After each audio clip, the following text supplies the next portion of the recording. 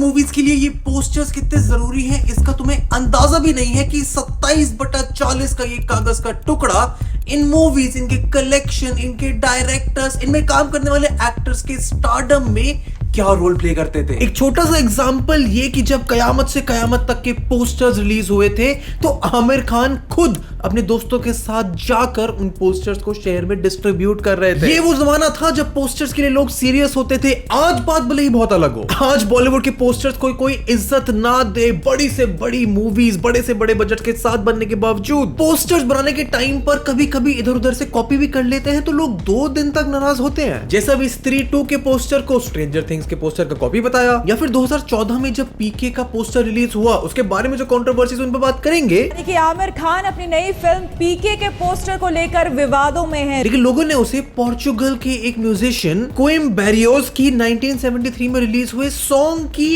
Album cover का copy बताया। आमिर ये जिस तरह से पोस्टर के बारे में कहा जा रहा है कि पोलिश पोस्टर की कॉपी है, तो ये क्या कॉपीराइट का वायलेशन भी हो रहा है? एंड आज वैसे तो ऐसी कॉपी की न्यूज में मिलती रहती है, पर पिछले 10 सालों में ही बॉलीवुड ने ऐसे आइकॉनिक पोस्टर दिए हैं जिनको सिर्फ देखकर तुम्हें मूवी कितनी लाजवाब है वो सारी चीजें याद आ जाती हैं। आज शायद लोग ये ना करें, पर एक टाइम ऐसा था जब सलमान खान के, ऋतिक रोशन के, शाहरुख खान के पोस्टर्स लोग अपने घरों में, अपने कमरों में लगाते थे। लोग इन एक्टर्स को उनके पोस्टर से आइडियलाइज करते थे। एंड जब ये डिजिटाइजेशन का, सोशल मीडिया का एरा नहीं था, तब सारे प्रोडक्शन हाउसेस को पता था कि अगर मूवी को चलाना है तो उसका इकलौता तरीका सिर्फ एक लाजवाब पोस्टर है। एंड इसकी वजह से एक समय था जब पोस्टर्स एक आर्ट फॉर्म के दर्जे पर रहते थे। ऑटो रिक्शा, बार्बर शॉप, चाय की दुकान, cinema hall, billboard, bus station, even बहुत सारी पब्लिक प्लेसेस पर हमें पोस्टर्स आसानी से दिख जाते थे। एंड तुमने शायद कभी सोचा नहीं होगा कि सिंपल सी चीज, एक पोस्टर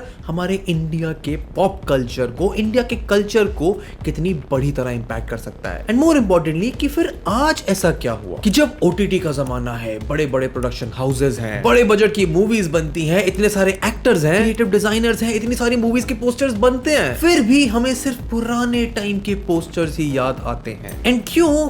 पॉप कल्चर में इतना बड़ा पार्ट प्ले करने वाली चीज आज बिल्कुल इररिलेवेंट है। ये हमारी हिस्ट्री का, मूवीज के, देश के, हमारे कल्चर का एक बहुत बड़ा पार्ट है, पर आज से पहले शायद तुम्हें इसके बारे में किसी ने इस इंटेंसिटी से, इस डेप्थ से अवेयर नहीं करा होगा। क्योंकि जब मैंने इस वीडियो के लिए रिसर्च शुरू करी तो मुझे पता चला कि पोस्टर इंडस्ट्री कितनी बड़ी थी, कैसे चला करती थी, कैसे इस इंडस्ट्री ने इस देश के सबसे बड़े आर्टिस्ट को एक प्लेटफॉर्म दिया था, क्या माइंड ब्लोइंग टेक्निक्स हुआ करती थी, कैसे ये इवॉल्व हुआ, एंड कैसे डिजिटाइजेशन ने इस आर्ट फॉर्म को लगभग खत्म कर दिया। इन सारी चीजों के बारे में इस वीडियो में बहुत विस्तार से, बहुत डिटेल में बात करेंगे। तो अगर तुम बॉलीवुड मूवीज के फैन हो तो तुम्हें इस वीडियो में बहुत मजा आने वाला है। हम ऐसी वीडियोस तुम्हारे लिए हर हफ्ते लेके आते हैं, तो चैनल को सब्सक्राइब करो, हमारी एफर्ट को अप्रिशिएट करते हो तो वीडियो को लाइक करो। एंड आओ तुम्हें समझाते हैं कि एक बॉलीवुड मूवी का पोस्टर इतना स्पेशल था क्यों।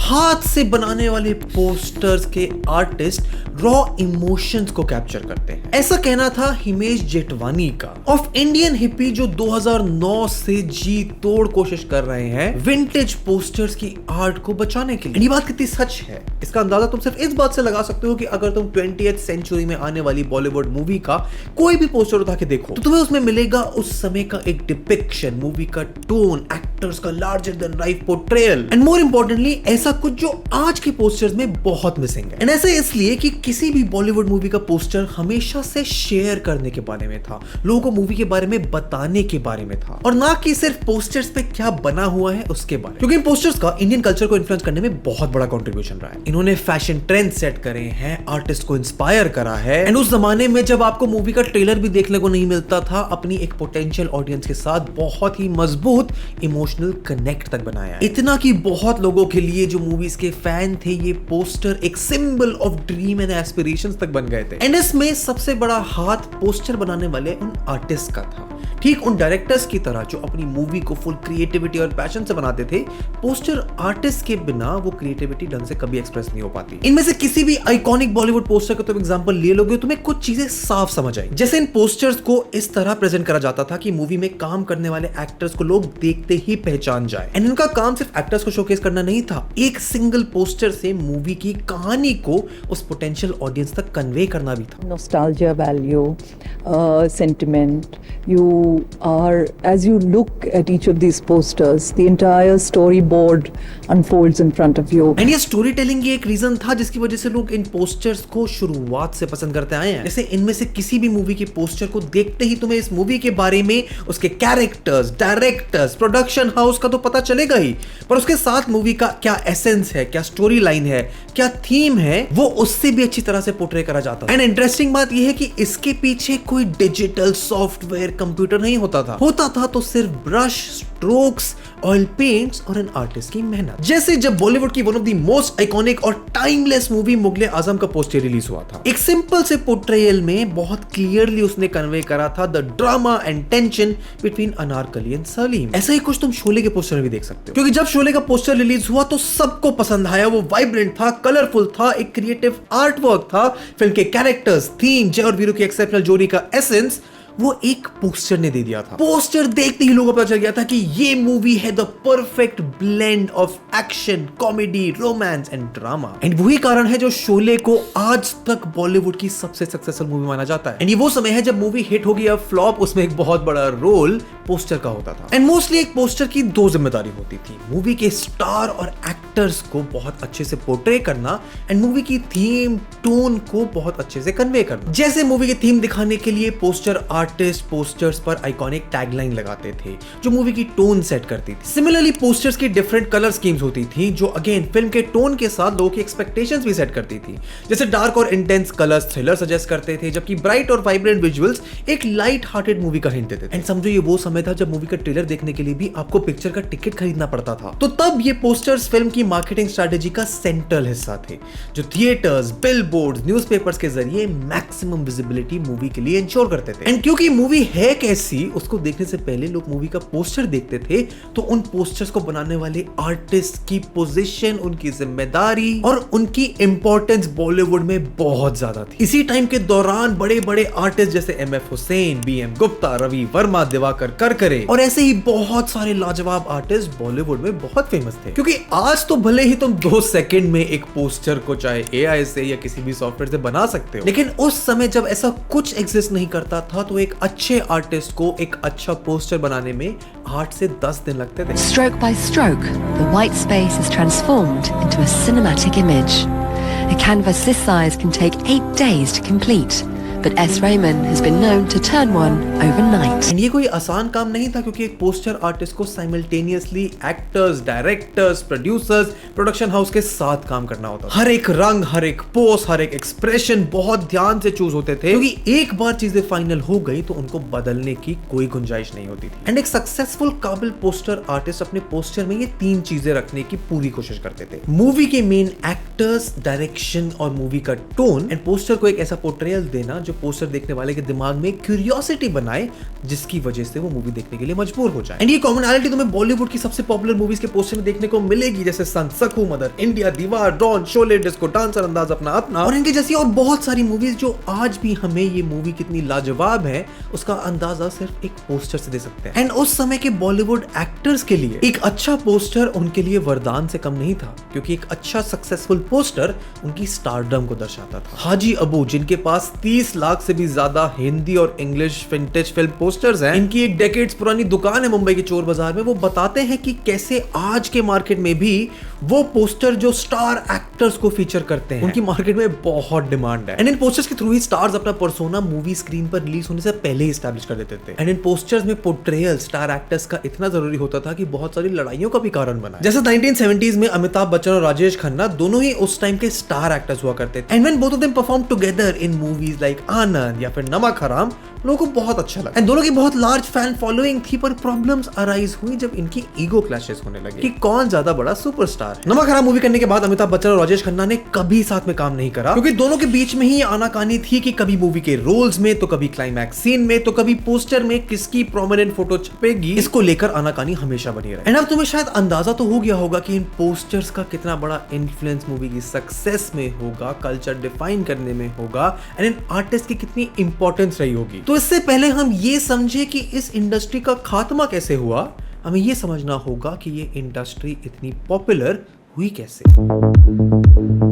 1913 में इंडियन सिनेमा की पहली full length Indian feature film Raja Harishchandra release हुई एंड इंडियन सिनेमा के लिए एक बहुत सिग्निफिकेंट माइलस्टोन था, क्योंकि इसी मूवी के बाद से सिनेमा घरों के दरवाजे हमारे देशवासियों के लिए खुले एंड इसके बाद आज बॉलीवुड जहां है वो है, पर शुरुआत में मूवीज को बस आर्ट के लिए बनाया जाता था एंड कोई ये नहीं सोचता था कि मूवी को प्रमोट कैसे कर। तो तब सिर्फ newspapers, advertisements, word of mouth और बुकलेट्स के थ्रू फिल्म को प्रमोट करा जाता था। इसके बाद अगला ब्रेक थ्रू आने में 11 साल लगे, जब 1924 में एक आदमी जिसका नाम था बाबूराव पेंटर, उन्होंने इंडियन ऑडियंस को इंट्रोड्यूस करा to the art of posters through a Marathi movie called Kalyan Khajina. हो सकता है और भी आर्टिस्ट रहे हो जिन्होंने और पहले मूवी के पोस्टर्स बनाए हो, बट जितना मुझे रिसर्च में मिला तो रिकॉर्ड्स में बाबूराव पेंटर वो पहले इंसान थे जिन्होंने एक मूवी के लिए पोस्टर बनाया। ये पोस्टर बहुत सिंपल था, हैंड पेंटेड था, हल्का फुल्का टेक्स्ट था, लेकिन इस सिंपल से पोस्टर ने इस दौर की शुरुआत कर दी जहां पोस्टर्स बहुत जरूरी होने वाले थे। एंड ये पोस्टर्स हैंड पेंटर सिर्फ इसलिए नहीं होते थे कि उस समय टेक्नोलॉजी की कमी थी, बट इसलिए क्योंकि इंडिया में जो हिस्ट्री चली आ रही है विजुअल आर्ट्स की, पेंटिंग्स की, तो जब मूवीज के लिए पोस्टर बनने शुरू हुए तो उन्हीं टेक्निक्स का यूज करा गया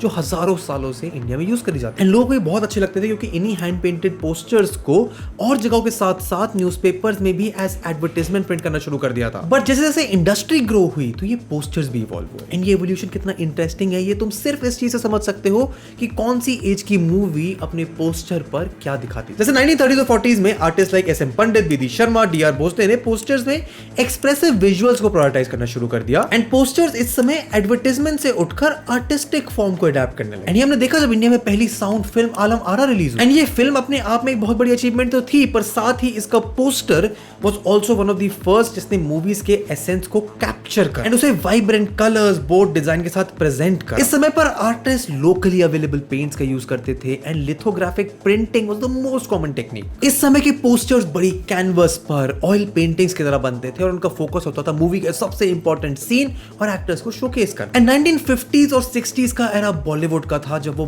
बहुत पॉपुलर हो रहा था, एक के बाद एक अच्छी मूवीज आ रही थी एंड इनके पोस्टर्स भी इस एरा को रिफ्लेक्ट करते हैं। इस समय के पोस्टर्स बहुत ट्रेडिशनल होते, family oriented, traditional Indian values, इन थीम्स पर बहुत फोकस होता और आर्टिस्ट जैसे दिवाकर करकरे एंड इस एरा के दो सबसे आइकॉनिक पोस्टर्स को भी इन्होंने बनाया, जैसे मदर इंडिया जो अपने आप में तो एक बहुत आइकॉनिक मूवी है ही, पर इसका पोस्टर और भी ज्यादा आइकॉनिक है क्योंकि मदर इंडिया के पोस्टर ने उस मूवी के लीड कैरेक्टर की स्ट्रेंथ और रेजिलियंस को बहुत अच्छी तरह कैप्चर करा। और फिर आया मुगले आजम जिसका पोस्टर फिल्म जितना ही हिट था, डिटेल, इनक्रेडिबली ग्रैंड और ऐसा कुछ जो आर्टिस्टिक टेक्निक्स और बॉलीवुड की ग्रोइंग एम्बिशंस को बहुत अच्छे से कन्वे करता। एंड 1970s में पोस्टर बनाने की एक नई क्रिएटिव एवेन्यू की शुरुआत हुई। हालांकि most of the posters were still hand painted, but यही टाइम था जब कट एंड पेस्ट टेक्निक को मार्केट में इंट्रोड्यूस करा गया। इस टेक्निक का कॉन्सेप्ट सिंपल था लेकिन इंपैक्ट बहुत बड़ा था एंड ये टेक्निक स्पेशली तब यूज होती थी जब फिल्म मेकर्स और डायरेक्टर्स को बहुत तेजी में पोस्टर रेडी करने होते। इस टेक्निक में एग्जिस्टिंग फोटोग्राफ्स, यूजुअली फिल्म के स्टिल्स या एक्टर की प्रमोशनल शॉट्स को कट किया जाता था और फिर उन्हें अलग अलग बैकग्राउंड या कोलाज स्टाइल में पेश करा जाता था, जस्ट लाइक व्हाट आज की जेनजी मूड बोर्ड को कहते हैं, पर मोर आर्टिस्टिक। एंड इस टेक्निक को यूज करने से पोस्टर्स थोड़े ज्यादा वाइब्रेंट, थोड़े ज्यादा नए और आर्टिस्टिक तो हुए ही, पर बहुत ज्यादा कॉस्ट और टाइम भी बचने लगा। जैसे 1978 में रिलीज हुई डॉन का एक perfect cut and paste style था अपने प्रमोशन के लिए। इन पोस्टर में तुम्हें दिखेगा कि कैसे cut out images Amitabh Bachchan, Zeenat Aman और अदर की कैरेक्टर्स की, जिनको एक बहुत ही डायनामिक कॉम्पोजिशन में अरेंज किया गया है जो मूवी की थ्रिल और सस्पेंसफुल वाइब को बहुत अच्छे से कैप्चर करता है। एंड समय इतना नहीं बदला था कि हैंड पेंटेड पोस्टर्स का एरा खत्म हो गया। जैसे शोले जो 1975 में रिलीज हुई थी, उसका एक बहुत ही एक्सेप्शनली वेल क्राफ्टेड पोस्टर था जो कैप्चर करता था लीड एक्टर्स जय वीरू, ठाकुर, गब्बर सिंह और बसंती को और उनके रोल्स को मूवी में होने वाले बहुत अच्छे से कन्वे करता था। एंड पोस्टर्स का बैकग्राउंड कम इंपैक्टफुल नहीं होता था। जैसे इसी पोस्टर में जो फायरी ड्रामेटिक वाइब आती है, जो कलर्स यूज करे गए हैं ऑरेंज, रेड और येलो के, जो मूवी के एपिक स्केल को आज भी बहुत अच्छे से रिफाइन करता है। इसी तरह अमर अकबर एंथनी के पोस्टर में हाफ टोन डॉट्स और ब्राइट इंक्स को यूज किया गया जो उस जमाने की मसाला फिल्म्स की प्लेफुल एसेंस को बहुत इफेक्टिवली कैप्चर करता है। बट इस टाइम के बॉलीवुड पोस्टर्स ना उस समय की मेजर थीम्स जैसे corruption, rebellion, anti establishment sentiments को भी अच्छे से पोर्ट्रे करते थे। एंड यही हमने देखा दीवार के पोस्टर में। अमिताभ बच्चन के कैरेक्टर की इमेजरी को जो पोर्ट्रे किया गया है एक एंग्री यंग मैन के सिंबल को दिखाने के लिए, ये उस समय के सोशियो पॉलिटिकल क्लाइमेट के रिस्पॉन्स में ही हुआ। एंड ये कट एंड पे इसकी टेक्निक इतनी ज्यादा efficient, time and cost saving निकली कि 1990s खत्म होते होते majority of movie poster artist hand painting की सारी टेक्निक्स को भूल गए। जैसे कयामत से कयामत तक का पोस्टर बहुत इफेक्टिवली उस टाइम की हिंदी मूवी की रोमांस की ऑब्सेशन को और मूवी की यूथफुल लव स्टोरी टोन को बहुत अच्छे से कैप्चर करता था। एंड ये ही वो समय था जब मूवीज में अर्बनाइजेशन का इंपैक्ट भी दिखने लगा। मूवी के पोस्टर में डिपिक्शन ऑफ विमेन चेंज होने लगा और रोमांस जो बहुत सटली दिखाया जाता था और बॉलीवुड उसे अपने पोस्टर्स में एम्ब्रेस करने लगा। अब फीमेल कैरेक्टर्स को स्ट्रॉन्ग, इंडिपेंडेंट और असर्टिव दिखाया जाने लगा। जैसे खून भरी मांग या चांदनी के पोस्टर्स में women were no longer just side characters. Bold romantic expression, वो themes, modern relationship, western influences, changing social norms इन सारे पोस्टर्स में बहुत अच्छे से डिपिक्ट हो रहे हैं। एंड सारी टेक्निक्स का कल्मिनेशन तुम्हें देखने को मिलता है दिलवाले दुल्हनिया ले जाएंगे के पोस्टर, जिसने एक बेंचमार्क सेट कर दिया अगली एरा, अगली जनरेशन ऑफ पोस्टर्स के। डीडीएलजे का पोस्टर आइकॉनिक बना अपनी सिंप्लिसिटी की वजह से, subtle romantic themes, emotional depth, audience के चेंजिंग टेस्ट और इंडस्ट्री के मॉडर्न एस्थेटिक्स की तरफ एवोल्यूशन को बहुत अच्छी तरह से रिफ्लेक्ट कर रहा है। ऐसे ही दिल चाहता का पोस्टर ने पूरी तरह नई जनरेशन को टारगेट करा एंड ये poster youth culture, global aspiration पर फुल्ली फोकस था, just like the movie. And early 2000s तक तो ये पोस्टर और इवॉल्व और अर्बनाइज्ड हो गए। ये एड्रेस करने लगे issues like women rights, social stigmas और ये पोस्टर्स के एक प्रोमिनेंट थीम बनने लगे। पोस्टर्स लाइक चांदनी बार और दामन ने इस चेंज को क्लियरली दिखाया। लगान, देवदास, कभी खुशी कभी गम, कोई मिल गया, कलोना हो, धूम और इनके जैसे कई और मूवीज ने एक्सेप्शनल पोस्टर डिजाइन के एग्जांपल सेट करे। एंड आज के मॉडर्न टाइम्स में तो ये पोस्टर सोसाइटल इश्यूज जैसे LGBTQ के rights, mental health, environmental concerns, इन सबको भी एड्रेस करते हैं। जैसे एक लड़की को देखा तो ऐसा लगा कि पोस्टर में सोनम कपूर को फीचर करा गया है, हाईलाइट करी गई है एक स्टोरी जो आज के ऑनगोइंग सोशल नॉर्म्स के अगेंस्ट है, उसको चैलेंज कर रही है। एंड उसकी tagline the most unexpected romance of the year tone भी सेट करती है मूवी के थीम के लिए। वैसे मूवीज लाइक डियर जिंदगी जो आलिया भट्ट और शाहरुख खान को फीचर तो कर रही है साइकिल चलाते हुए, लेकिन इस मूवी का पोस्टर, उसकी थीम फोकस करती है एक बहुत प्रेसिंग इशू आजकल के टाइम का, जो कि है मेंटल हेल्थ। एंड और मूवी के पोस्टर्स जैसे Tamasha, Chhichhore, Padman, article 15, Pink, टॉयलेटिक, प्रेम कथा, थप्पड़, सबने ही time to time various social issues जैसे domestic violence, sanitation, women's right, caste based discrimination को बहुत अच्छी तरह से पोर्ट्रे किया है। एंड इन सबके बीच में एक और कॉमन थीम जो 1950s से आज तक पॉपुलर है वो है नेशनलिज्म। जैसे 90s में हमने देखा था पोस्टर बॉर्डर, जिसमें इंडियन फ्लैग को प्रोमिनेंटली दिखाया गया, देशभक्ति की फीलिंग को बूस्ट करा गया। और फिर मूवीज जैसे the legend of Bhagat Singh, रंग दे बसंती, चक दे इंडिया, मद्रास कैफे, उरी, केसरी, सरदार उधम, ऐसे ना जाने और कितने एग्जाम्पल्स हैं जो तुम्हें मूवीज की टोन को बहुत अच्छे से समझाते हैं। एंड बॉलीवुड की ये पोस्टर्स की 80-90 साल की कहानी बहुत इंटरेस्टिंग तो है, पर हमेशा से ग्लोरीफाइंग और सिर्फ अच्छी नहीं रही, क्योंकि ये पोस्टर्स मूवीज के अराउंड कंट्रोवर्सीज क्रिएट करने में भी सबसे आगे रहे। कभी किसी रिलीजन के सेंटिमेंट को हर्ट करने के लिए, तो कभी कोई स्टीरियोटाइप को प्रमोट करने के लिए, कभी हिस्ट्री को गलत तरीके से पोर्ट्रे करने के लिए मूवी के पोस्टर्स पर सबसे पहला इल्जाम आता है। एंड ये लिस्ट कोई छोटी नहीं है, बहुत बड़ी है। एंड आओ तुम्हें इसके बारे में बताते हैं। देखो, back in the day censorship और सोसाइटल टबूज बहुत इन्फ्लुएंस करते थे कि एक मूवी का पोस्टर किस तरह से रोमांस या फिर वायलेंस को पोर्ट्रे करे। जैसे आर्टिस्ट को पता था कि अगर उन्होंने रोमांस को पोस्टर में बहुत एक्सप्लिसिटली दिखाया तो चांस है कि मूवी बैन हो सकती है या फिर ऑडियंस में आउटरीच हो सकता है। एंड इतना बड़ा रिस्क लेने के बजाय लोग अपने पोस्टर्स में क्रिएटिव होते, जैसे मूवीज में रोमांस को पोएटिक मेटाफर्स, लॉन्गिंग ग्लैंसेस से दिखाया जाता था और वायलेंस को शैडो से डिपिक्ट करा जाता। बट इन पर, क्रिएटिव टेक्निक्स के एवोल्यूशन पर, उनके रिफाइनमेंट में posters time to time controversies का, लड़ाइयों का, आउटरीच का, दंगों का कारण भी बने। One of the earliest example ऐसी कंट्रोवर्सीज का था जब 1998 में मूवी रिलीज हुई थी फायर नाम। ये एक ऐसा समय था जब सोसाइटी में बहुत सारे टबूज थे। एंड इस समय में एक ऐसा पोस्टर रिलीज करना जो एक लेस्बियन रिलेशनशिप को ओपनली पोर्ट्रे कर रहा है, थोड़ा रिस्की मूव तो था। फायर मूवी में openly and explicitly homosexual relations को दिखाया गया था और वही सेम चीज पोर्ट्रे गई थी मूवी के पोस्टर्स पे। एंड लोगों को ये बिल्कुल अच्छा नहीं लगा। एंड ग्रुप जैसे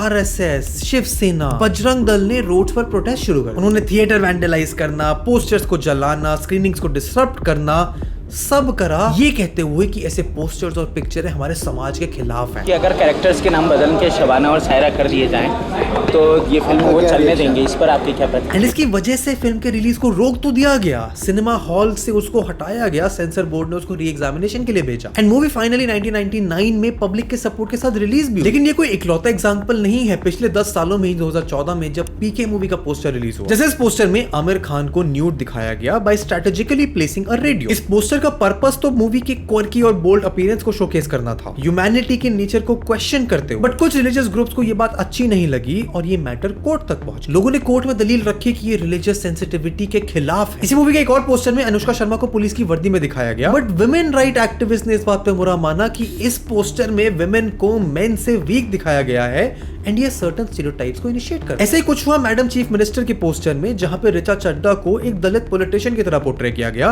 एंड पोस्टर में एक टैगलाइन यूज करी गई जिसमें अनटचेबल वर्ड का यूज करा गया था, जिसके साथ साथ ऋचा चड्ढा को एक झाड़ू पकड़े हुए भी दिखाया एंड लोगों में इसके लिए भी आउटरीच हुआ क्योंकि लोगों का मानना था कि ये कास्ट स्टीरियोटाइप्स को प्रमोट कर रहा है, इतना कि ऋचा चड्ढा को खुद पब्लिक से आके माफी मांगनी पड़ी। When that first poster was released and it spoke about an untouchable woman, which was Gandhiji's words for Dalits, an untouchable woman being unstoppable, there were those in the Dalit community who thought that you were being stereotypical, you were stereotyping them. ऐसे ही जब संजय लीला भंसाली की movie Padmaavat release होने वाली थी तो movie के नाम को लेकर, portrayal of Rajput women in the posters को लेकर बहुत राइट्स हुए थे एंड इसमें तो अभी वो एग्जांपल्स मैंने यूज ही नहीं करे हैं जब कंट्रोवर्सीज हुई हैं क्योंकि पोस्टर्स को कहीं और से कॉपी किया गया। इसके अलावा मूवीज जैसे राम तेरी गंगा मैली में जहां पे कैरेक्टर्स को लीड पेयर को एक किस शेयर करते हुए पोस्टर पे दिखाया गया था जो अपने समय के लिए बहुत बोल्ड था, या फिर विद्या बालन की मूवी डर्टी पिक्चर के पोस्टर जहां पर एक सिटी कोर्ट इन आंध्र प्रदेश ने पुलिस को बोला कि विद्या बालन को अरेस्ट करा जाए क्योंकि वो मूवी के पोस्टर पर इनडिसेंटली पोस्ट कर रही थी, या फिर नेहा धूपे की मूवी जूली का पोस्टर जहां पे वो मॉरल पुलिसिंग का शिकार बनी, या फिर हेट स्टोरी का पोस्टर जहां पे वेस्ट बंगाल सेंसरशिप बोर्ड को इंटरवीन करना पड़ा क्योंकि पोस्टर में पाओली दाम का बैकलेस अवतार बहुत बोल्ड था और मूवी के मेकर्स को ऑर्डर किया कि उनकी बैक को ब्लू पेंट करा जाए, या फिर 2017 की अक्षय खन्ना की मूवी इत्तेफाक जहां पे उन्हें स्मोक करते हुए दिखाया गया और दिल्ली हेल्थ डिपार्टमेंट को एक स्ट्रिक्ट कंप्लायंस नोटिस इशू करना पड़ा। ऐसा ही कुछ गुजारिश के पोस्टर में हुआ जहां ऐश्वर्या राय को स्मोक हुए दिखाया गया, या फिर डर्टी पॉलिटिक्स के पोस्टर में जहां पे मलिका शेरावत को सिर्फ एक इंडियन फ्लैग पहने हुए दिखाया गया। एंड इसके अलावा अगर तुम ऐड कर तो वो सारे एग्जांपल्स जहां पे बॉलीवुड पोस्टर्स की बदनामी हुई है क्योंकि उन्होंने दुनिया भर से चीजें कॉपी करी हैं, तो शायद ये कंट्रोवर्सीज और कंपैरिजंस और प्रॉब्लम्स की लिस्ट कभी खत्म ही नहीं हो। लेकिन एक बात जो सोचने वाली है वो ये कि जब 20th सेंचुरीज की मूवीज के पोस्टर्स इतना आइकॉनिक होते थे तो ऐसा क्या हुआ कि इस सेंचुरी में, इनफैक्ट पिछले 10-15 सालों में बॉलीवुड मूवी के पोस्टर्स आते तो हैं, हमें लगे दिखते भी हैं, पर हम उन्हें कभी याद नहीं रखते रिगार्डलेस ऑफ मूवी कितनी अच्छी या बुरी। तो इसके लिए आओ तुम्हें समझाते हैं कि क्यों आज हमें बॉलीवुड मूवी के पोस्टर से फर्क ही नहीं पड़ता। देखो 1990s तक बॉलीवुड मूवी के पोस्टर्स एक बहुत बड़ी अट्रैक्शन हुआ करते क्योंकि आर्टिस्ट अपनी क्रिएटिविटी को मैक्सिमाइज करके बहुत प्यार से उन पोस्टर्स को बना। बट यही 90s भी वो समय था जब बॉलीवुड पोस्टर्स की गोल्डन एज का अंत शुरू हो गया एंड इसका कारण कुछ और नहीं सिर्फ टेक्नोलॉजी था। जब स्क्रीन प्रिंटिंग और ऑफसेट प्रिंटिंग की प्रोमिनेंस ग्रो हुई तो कट एंड पेस्ट से जितनी आसानी हुई थी उससे भी ज्यादा तेज और सस्ता काम इन मूवीज की पोस्टर्स की प्रोडक्शन का हो गया। बट इसका पोस्टर की ओरिजिनलिटी और क्रिएटिविटी पर बहुत बड़ा इम्पैक्ट हुआ। उससे पहले बहुत कुछ चलता था, हैंडवर्क जिसको बोलते हैं। अभी तो क्या है, कंप्यूटराइज होने से हैंडवर्क का कोई ये नहीं है। मास प्रोडक्शन के चक्कर में पोस्टर्स एक दूसरे के कॉपी बनने लगे और एक आर्टिस्टिक टच जो पोस्टर्स में हमेशा से रहा था वो इंडिविजुअलिटी खत्म होने लगी। एंड इसी सेम टाइम पर फिल्म मैगजीन्स का दौर भी शुरू हो गया। फिल्म फेयर, स्टारडस्ट, सिनेब्लिट्ज जैसी मैगजीन्स पढ़ने का क्रेज फैंस में इतना बढ़ गया कि मैगजीन कल्चर अपने पीक पर पहुंचा। एंड ये मूवीज भले ही एक बहुत बढ़िया तरीका बना मूवी के पोस्टर्स के प्रमोशन का भी, पर ये सिर्फ पोस्टर्स की बात नहीं करते। इन मैगजीन में मूवी रिव्यूज होते थे, गॉसिप कॉलम्स होते थे, इंटरव्यूज होते थे, स्टोरीज होती थी, फिल्म दुनिया की एक ऐसी साइड फैंस को देखने को मिलती थी इसके जरिए वो अपने स्टार से, अपनी मूवी से एक अलग लेवल पर कनेक्ट कर पाए। एंड इन मैगजीन्स ने एक बहुत इंटरेस्टिंग काम किया। इन्होंने फिल्म स्टार्स को मौका दिया अपनी इमेज को चेंज, मेंटेन और बढ़ाने। एंड वो रिश्ता जो फिल्म स्टार्स का पहले पोस्टर्स के साथ हुआ करता था अपनी इमेज एस्टैब्लिश करने के लिए, वो सडनली इन फिल्म मैगजीन से बन गया। क्योंकि इंडस्ट्री को तो पता चला है कि एक मैगजीन में फिल्म प्रमोशन करना ज्यादा फायदेमंद है सिर्फ एक पोस्टर बनाने से। एंड ऑडियंसेस जो इन पोस्टर्स को मैगजीन्स के कवर में, इनके पीछे की कहानियों को उस मैगजीन के अंदर पढ़ सकती थी, उनको फिल्म से कनेक्ट करने का एक और डायमेंशन में। हो सकता है तुम्हें लगे कि ये ट्रांजिशन तो बहुत नॉर्मल सा है, पोस्टर बनाने में जितनी मेहनत जाती है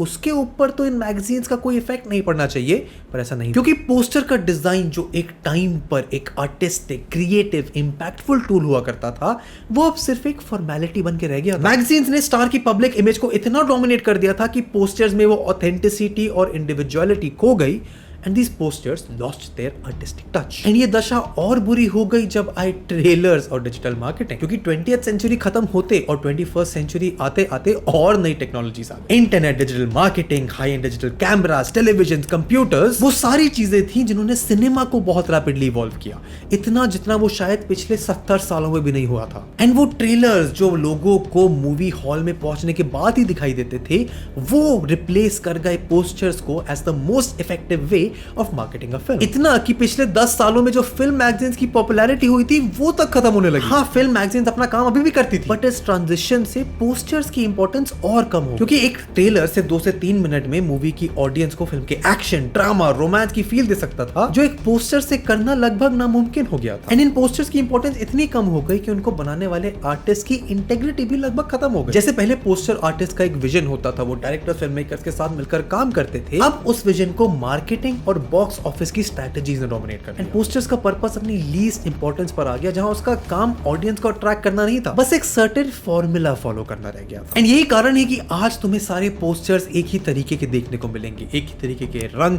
एक ही तरीके की प्रोमिनेंस, सेम तरीके के टेक्स्ट, सेम तरीके की पोजिशनिंग, सेम तरीके का आर्टिस्टिक डिजाइन, और इस तरह के असेंबली लाइन अप्रोच ने पोस्टर्स की आर्ट को लगभग खत्म ही कर दिया। एंड ये ट्रांजिशन का ट्रेंड आज भी खत्म नहीं हुआ है। आज तुम्हें मूवी के ट्रेलर के अंदर ही एक प्री ट्रेलर मिलता है, मोशन पोस्टर्स मिलते हैं जो ट्रेलर की हाइप बढ़ाते हैं, podcast, social media interviews, marketing campaigns, या फिर हर एक चीज जिस तरीके से मूवी की मार्केटिंग करी जाती है, चाहे वो रील्स पर डांस करना हो, न्यूज में जाके इंटरव्यू देना हो, टीवी शोज में स्टार्स का पहुंचना हो, हर एक चीज करी जाती है जो मूवी की प्रोमिनेंस बढ़ाए, सिवाय उसके पोस्ट। तो क्या अल्टीमेटली हम इसी चीज पर पहुंच गए हैं कि पोस्टर्स की इंपॉर्टेंस खत्म हो गई? तो क्यों आज भी एक मूवी बिना पोस्टर के रिलीज ही नहीं हो सकती? इसका कारण शायद ये है कि पोस्टर्स को कभी रिप्लेस करा ही नहीं जा सकता। अब देखो, ये बात सच है कि पिछले कुछ सालों में, पिछले कुछ डेकेड्स में पोस्टर्स की इंपॉर्टेंस में बहुत डिक्लाइन आया है, लेकिन इसका मतलब ये नहीं है कि पोस्टर की आर्ट फॉर्म बिल्कुल एक्सटिंक्ट हो गई। आज भी बॉलीवुड में आइकॉनिक पोस्टर्स बनते हैं। पिछले कुछ सालों में ही बॉलीवुड ने दिए हैं हमें बहुत सारे impactful poster. The only difference is कि अब ये इंडस्ट्री का नॉर्म नहीं है, एक आउटलायर है। हाँ, इंडस्ट्री लेवल पर पोस्टर्स का रोल बहुत ज्यादा इवॉल्व हो चुका है, बट वो आज भी रेलेवेंट है। हाँ, आज पोस्टर्स पेपर पर बहुत कम प्रिंट होते हैं, बट उनका मेन पर्पस आज भी मूवी की टोन को बहुत ज्यादा सोशल मीडिया प्लेटफॉर्म्स पर फैलाने का होगा। आज भी जब एक बड़ी मूवी रिलीज होती है तो उसका पोस्टर लॉन्च एक बड़ा इवेंट होता है।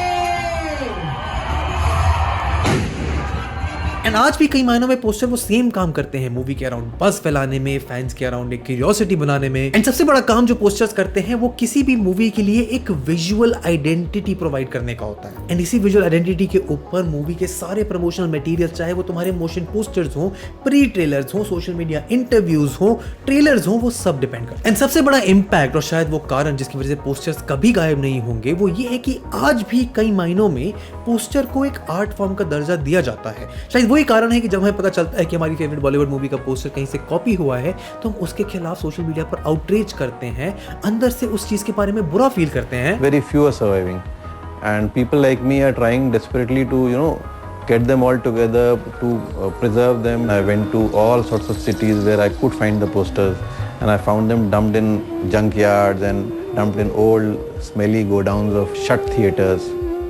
I don't see any comparison between the digital art and the hand-painted poster.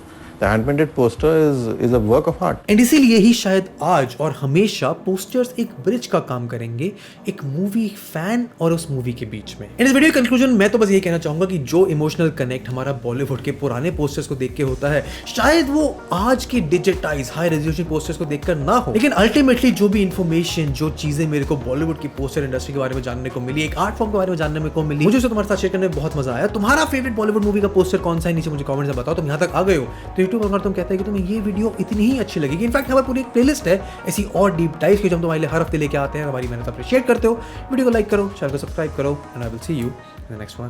Good bye.